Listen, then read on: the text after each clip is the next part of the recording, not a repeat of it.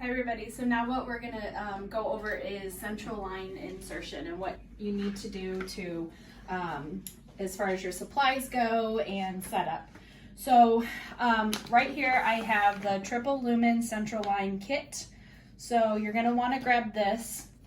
Inside here you're gonna have your triple lumen catheter. So remember, for our trauma patients, we want the single lumen, otherwise known as a cordis, but for our critically ill, like medical patients that are gonna go to the ICU, they need multiple sites, we're gonna utilize the triple lumen.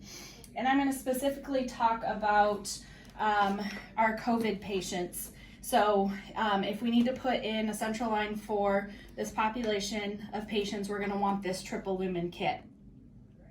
So you're gonna wanna grab the kit itself, and then you're gonna have your 3 caps that you're gonna want to have on hand.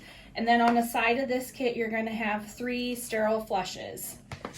Additionally, you're gonna want to grab 3 sterile syringes and 3 of your normal saline vials, and then your access needles, just in case you need additional sterile flushes. So when we talk about central line insertion, we're thinking about putting a catheter into the larger veins of the body.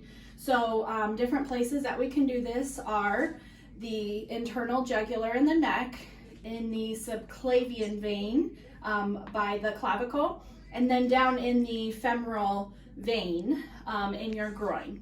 So when we're thinking about this for our COVID patients, we want to avoid inserting anything up here around the face, airway, so that we're eliminating our risk for exposure. So when we're anticipating placement for central line with this population of patients, we're going to anticipate that we're going to be placing these into the femoral sites, okay?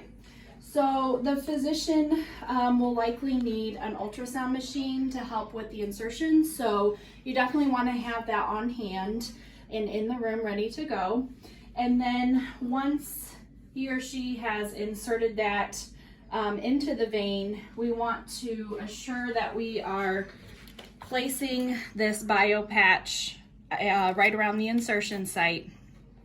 And this will help to protect from any kind of infection, central line infection. So your bio patch has the lettering on it that needs to be facing the ceiling after this has been secured and sutured into the site there.